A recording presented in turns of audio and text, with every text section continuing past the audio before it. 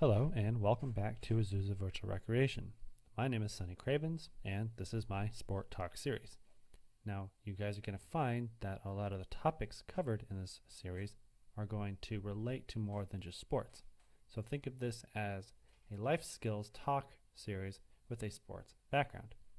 Now the first topic that we're going to be talking about is how we change our approach to setting goals. Now what is a goal? A goal is the result or achievement toward which effort is directed. Some common types of goals that I've discussed or talked about with people are exercise goals. Oftentimes goals come in the form of a New Year's resolution. You can have a sport-related goal, an academic-related goal, or a work-related goal. Let me know if you guys can think of other ones. Now, why should I set a goal? It's a very important question to answer. And what I mean by mobilizing efforts on the first tick there is that when you have something in mind that you want to work towards and you have a plan to get there, you're going to feel a little bit more inclined. You're going to have a better understanding of where you should start and where you're going to be going with your goal. A lot of times people who don't set goals, they don't know where to start. I think by having a goal, you have somewhere to start. And with that, you're going to kind of have a prolonged persistence that comes with it. If you have something that you know you want to work towards and something that's achievable to you, you're going to feel more inclined to stick to it because you're going to be able to measure it. You're going to be able to see how far along you are, stuff like that. Now, what I mean by fostering new learning techniques is maybe you've set a goal before and it didn't work out. Maybe this new goal you're going to try from a different angle. Maybe you're going to try something completely different. Totally. And what I mean by increased confidence is the types of goals that we're going to be setting here is we're going to have smaller goals that are going to help us reach our big goal. And by accomplishing those smaller goals throughout, that's just going to increase our confidence in that we can absolutely achieve this big goal. And with that, it's going to harness our focus because we have something to focus on. Now, some of the most common mistakes that I see when people are setting goals is they often set too lofty of a goal or too easy of a goal. Now, on one side of the spectrum for too lofty, the most common one that I've heard is, I want to go to the gym 5 days a week, or I want to start working out 5 days a week. Now, if you're someone that doesn't work out at all, I applaud you. I think it's great that you want to start exercising because there's a limitless list to benefits of physical activity. But if you're not working out at all and you want to start working out 20 days out of the month and you're going from 0 to 20, you're gonna probably stick to it for about a week or two, and then you're gonna start going less and less, and you're gonna feel that you failed on your goal and that maybe this was too lofty of a goal. On the other spectrum, being too easy, people say, well, I want to go to the gym once a week.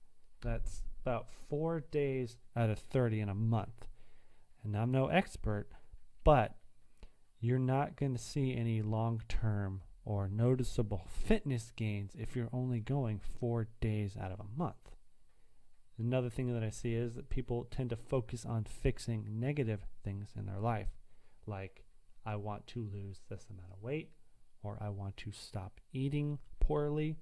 I think these are behaviors that should be addressed, sure, but I think you should try and take more of a positive spin and see it through more of a positive lens and try adding more beneficial behaviors to your life, such as I want to start eating more fruits and vegetables, or I want to start going to the gym or being more physically active.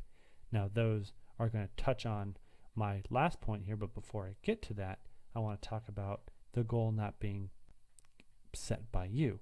I'm a big believer in self-determination and autonomy, and I found that when someone gives me a goal or something to work towards that I haven't chosen for myself, I'm less inclined to because it doesn't have personal value to me. And when I set a goal and I have something that I want to work towards, I'm a little more motivated to try and accomplish that. And my fifth point here, not time-oriented, meaning that you don't have a timestamp or a time frame for your goal. Maybe you want to get stronger in the gym. Well, when do you want to get stronger by? Do you want to get stronger by the end of the day? Do you want to get stronger by the end of the year? That's why I say that having a timestamp on it is very important. And touching back on my third bullet point there, being subjective. Now, what is a subjective goal? A subjective goal is a general statement of what one would like to improve upon. I want to be fit. I want to stop turning the ball over in basketball as much. I want to do better in school. These are just kind of vague, general statements that don't have much direction or steps to them. Now, I'm sure a lot of you guys out there have heard of SMART goal setting. And I love the acronym SMART goal setting, but I'm going to take it a couple letters further and add an East Coast accent to it, and I'm going to call it SMARTS goal setting. Now, SMARTS goal setting is specific, measurable, action-oriented, adjustable, realistic, time-oriented, and, my favorite, self-determined. Some examples that I can think of are, I'm going to be able to bench press my body weight at the gym by the end of the month, and I'm going to have 100 assists by the end of the season, talking about basketball. Now, you'll notice that there are little plans next to the bigger goals that are going to kind of help you and set up a roadmap on how you're going to achieve that goal. Now, for the bench press one, that's going to happen by going to the gym 2 to 3 times a week, focusing on different muscle groups that are going to help with the bench press. That means I'm not going to go to the gym once a week and just bench press and hope that that's going to get me stronger in the bench press by the end of the month. And for the basketball one, I'm going to assume it's a 20-game season, so 5 assists a game. You're going to do this by practicing your passes during practice, and you're going to stay after practice and working on passing with your coach or by yourself.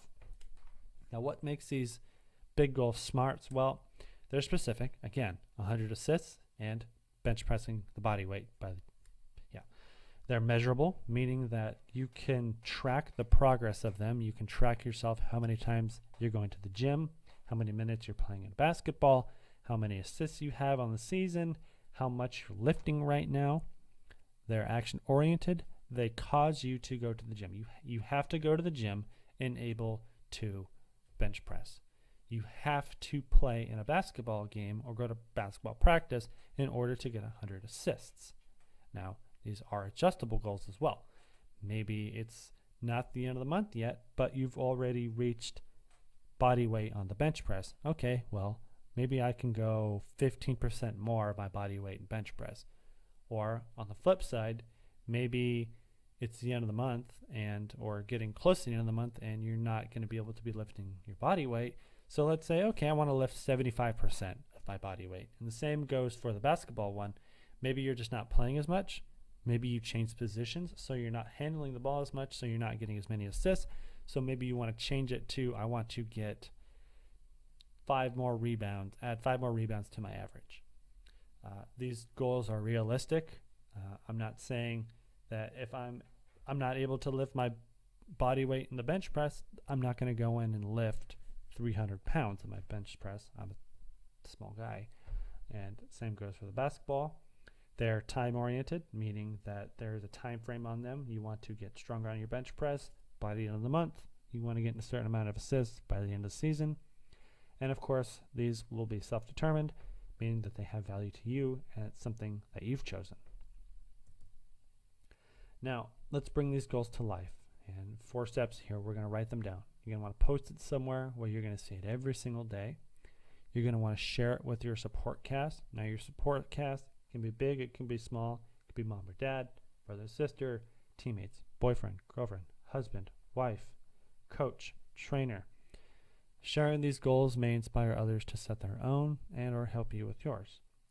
Be ready to change your goals, guys. Goals are meant to be dynamic. It's just they're like the human body. Constant motion here. Don't be discouraged if you have to adjust your goal. If you set too lofty of a goal, don't be discouraged if you have to scale it back a little bit. If you set too easy of a goal, don't feel bad that you have to increase it a little bit. Constantly moving. And evaluate your goals. Ask yourselves, can I achieve this goal? Will I achieve this goal? Am I going to achieve this goal? If you don't think you're going to achieve the goal, what's the problem? What are the barriers or the perceived barriers that you see are holding you back from achieving this goal? That's what I mean by constantly evaluating them. Well, guys, I want to know what kind of goals that you've maybe set for yourselves in this time of social isolation. Maybe share with me a goal that you want to set. As we are in this social isolation times, I think it's a great opportunity to reflect on some of the behaviors that we have and maybe think about some behaviors that we want to add to our routines that would make us a more healthy, stable, balanced human being. And of course, tag us at City of Azusa using the hashtag ActiveAzusa and Azusa Fun at Home. I'm Sonny Cravens. I hope you enjoyed this one.